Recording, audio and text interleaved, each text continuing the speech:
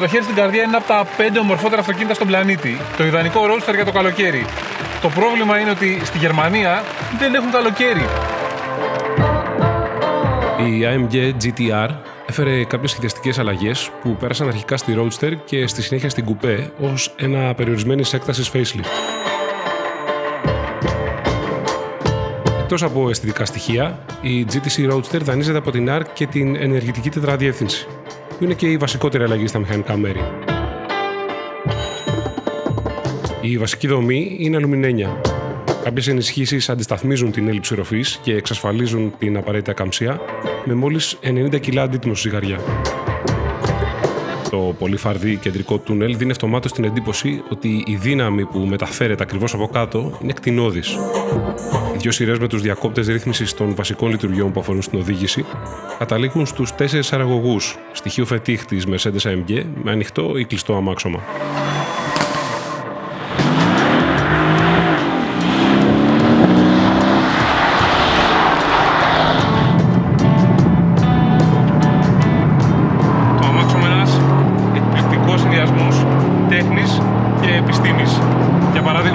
Φαρδύτερα πίσω φτερά για να δώσουν στην ουρά πιο τζέιλο εμφάνιση, αυτό είναι η τέχνη, αλλά και για να καλύψουν τροχούς με φαρδύτερο offset και εν τέλει φαρδύτερο μετατρόχιο.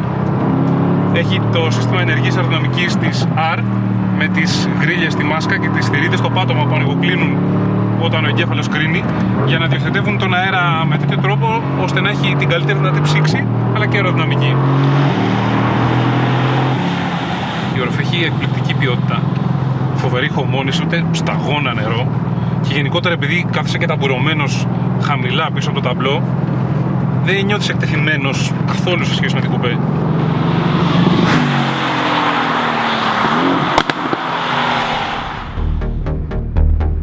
Ο καιρός από βροχερός έγινε άστατος. Αυτό τουλάχιστον περιλαμβάνει και κάποια διαστήματα με ήλιο και λίγη στεγνή άσφαλτο για να καπνίσουν τα λάστιχα.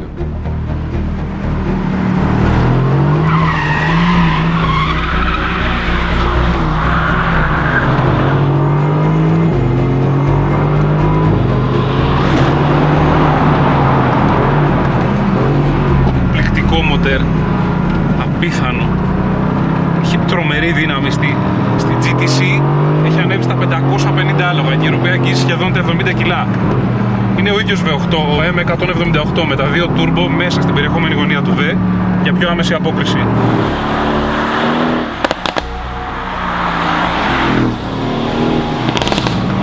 Έχει εκρηκτικό ήχο, όπως πρέπει για να σου δίνει αυτή την αίσθηση της δύναμης, αλλά πολύ εκλεπτισμένα χαρακτηριστικά απόδοσης. Παρότι είναι στημένη να παράγει πρόσφυση και να τη μεταφράζει σε ταχύτητα, προφανώς δεν δυσκολεύεται να ποζάρει θεαματικά.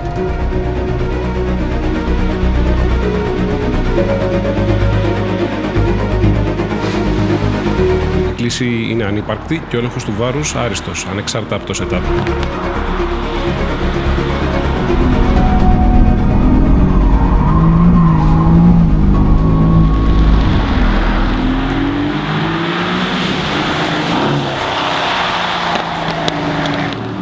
Έτσι όπως βλέπεις το καπό θεόμακρο, νομίζω ότι δεν θα στρίψει ποτέ, αλλά αν το ανοίξεις θα δεις ότι το μοτέρ ξεκινάει ουσιαστικά 15 πόντους πίσω από τους εμπρός τροχούς και η μάσκα, η μετώπη, είναι από μαγνήσιο ώστε να μειωθεί το βάρος μπροστά από τους τροχούς, αυτό που προκαλεί αδράνεια και που εξελίσσεται σε υποστροφή.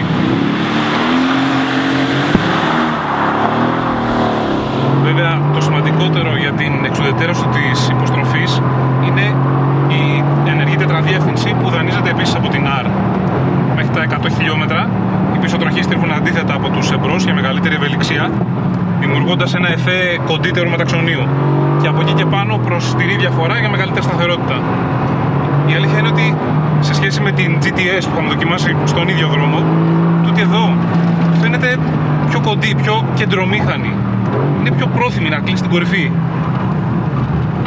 Είναι πολύ σημαντικό, ειδικά όταν οδηγείς στη βροχή, γιατί αν χάσεις λίγα μέτρα στην είσοδο, μετά το snap όταν πατήσεις τον γκάζι είναι απότομο.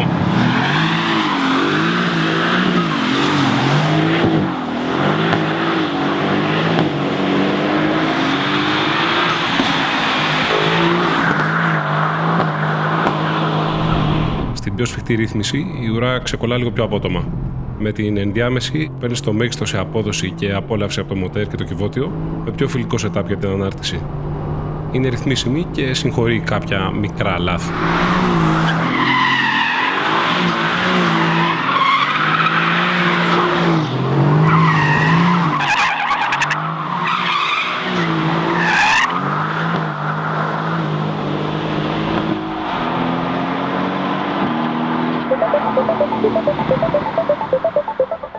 Βάσει προδιαγραφών, το Project One είναι η κορυφαία AMG. Για μας, μετά από όσα δύσκολα και συναρπαστικά ζήσαμε μαζί, αυτή η κίτρινη GTC Roadster ορίζει το απόλυτο.